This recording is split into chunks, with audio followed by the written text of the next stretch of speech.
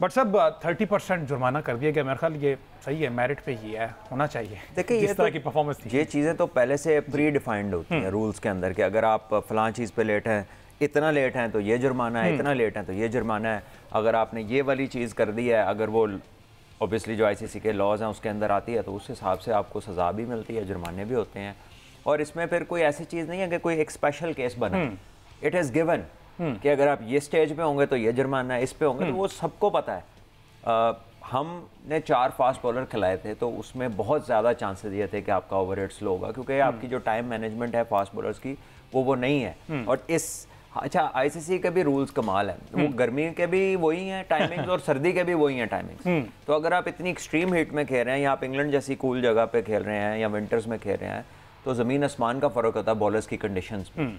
तो exceptional circumstances के लिए आप एक्सेप्शंस क्रिएट करते हैं, लेकिन खैर उन्होंने भी ज़रूरत नहीं समझी, हमारे वालों ने भी कभी कहा नहीं होना जिधर एक्सेप्शनल सर्कमस्टांसेस है उन्होंने नहीं कभी कहा, तो उन्हें क्या ज़रूरत है करने की। बिल्कुल। अच्छा अहमद सईद साहब, टेस्ट चैंपियनशिप का जो टेबल है उसके वाले से क्या, क्योंकि बहुत नैरो मार्जिन था पाकिस्तान के पास, 9 मैचेस है जिसमें से 7 जीतना जरूरी है, 1 हम हार गए, 1 मैच का रह गया, लेकिन पॉइंट जो है वो 6 पॉइंट्स भी कट कर दिए गए हैं इसकी जानिब से। जीतने पे मेरे ख्याल 12 पॉइंट्स हैं, ड्रॉ पे 4 चैंपियनशिप में जो है वो एक मैच जीतने के ऊपर 12 पॉइंट्स मिलते हैं और ड्रॉ होने पर 4 और हारने पर ऑब्वियसली कोई पॉइंट नहीं मिलता। इसमें इंपॉर्टेंट बात यह है कि वर्ल्ड टेस्ट चैंपियनशिप में क्वालिफिकेशन का फैसला पॉइंट्स की बजाय परसेंटेज के ऊपर होता है।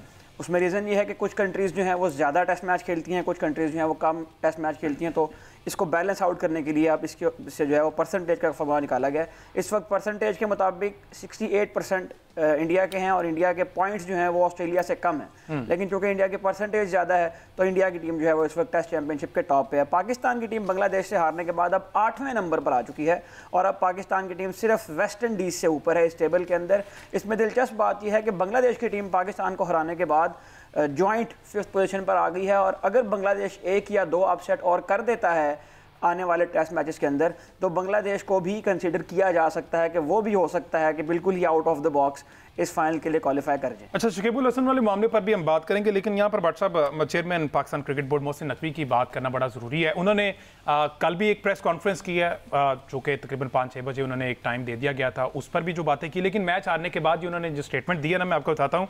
उन्होंने कहा कि जनाब मैं ये मामला ठीक करके रहूँगा बाय हुक और बाय क्रुक, ये अल्फाज मेरे याद रखें, ठीक है। साथ ही साथ ये कहा कि बांग्लादेश की तारीखी शिकस्त जो हुई है ये हम आसानी से भुलाएंगे नहीं।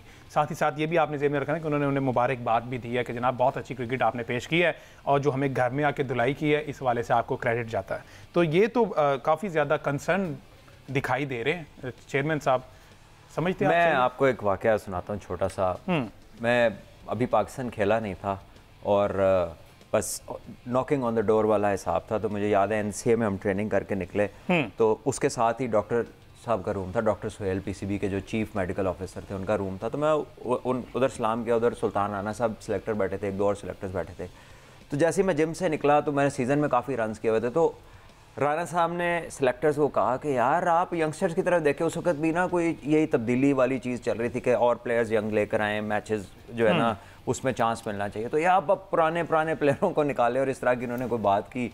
तो इतनी देर में ना ये बात जैसे ही वो कर रहे थे, डॉक्टर साहब के कमरे में ना एक काला डेमू एंटर हुआ। आपको पता है वो जब आ जाता है तो लोगों की पहली तरजीह होती है कि इसको निकालें। तो वो 2 लोग उठ के ना उसके पीछे लगे, वो कभी दाएं जाए बाएं जाए। खैर वो 5 मिनट की एफर्ट के बाद जरा वो बैठे, उन्होंने किसी और को बुलाया। अच्छा। तो उन्होंने कहा कि यार ए काला डेमू तो तू काट नहीं सका, तू सीनियर प्लेयर की बात कर रहे हैं।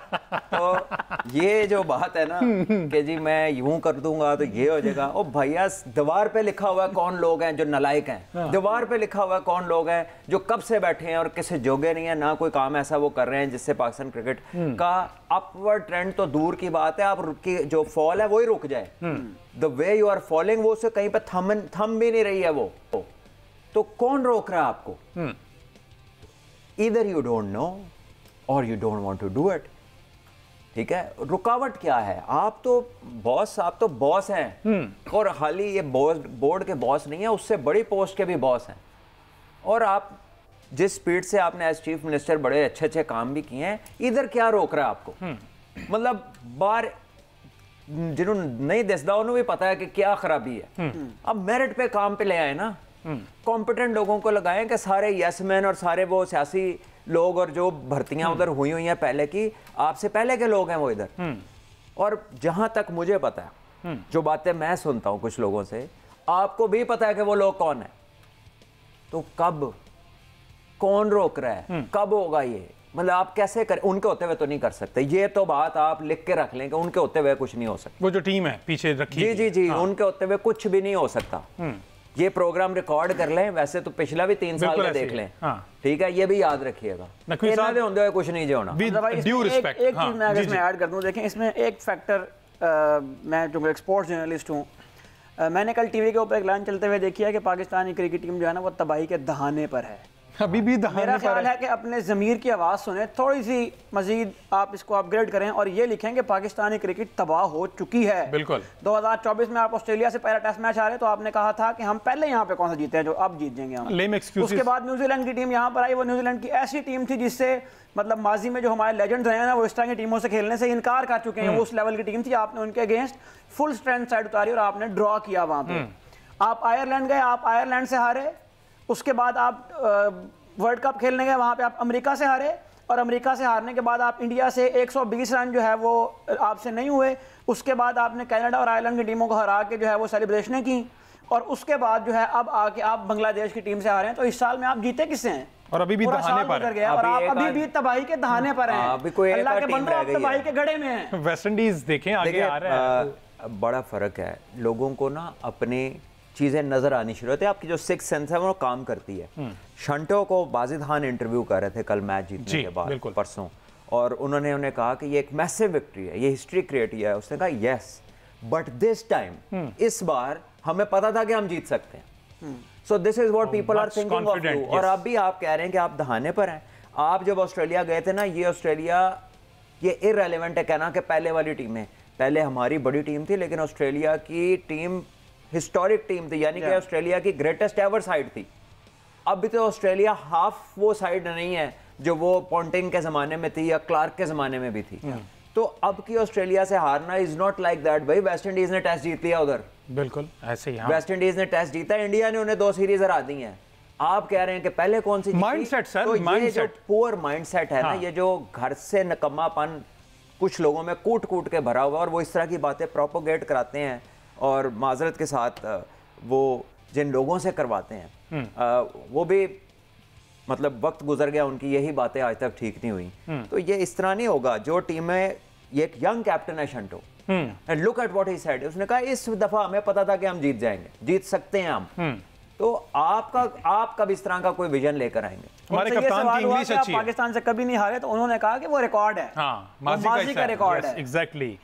वो सलमान भट्ट साहब भी तो बार बार कहा करते हैं ना, ये जो आप स्टैट्स की बात करते हैं और ये सारा डेटा, ये माजी का ऐसा है, ऑन डे कौन किस तरह से परफॉर्म कर रहा है मैटर ये करता है। तो जिस तरह से नकवी साहब ने कहा, मैं पहले भी कहना चाह रहा था, विद ड्यू रिस्पेक्ट सर, 2 वजारतें आपके पास हैं माशाल्लाह, और ये पीसीबी की भारी जिम्मेदारी भी आपने ली है। वाहिद उम्मीद क्रिकेट है पाकिस्तान के पास।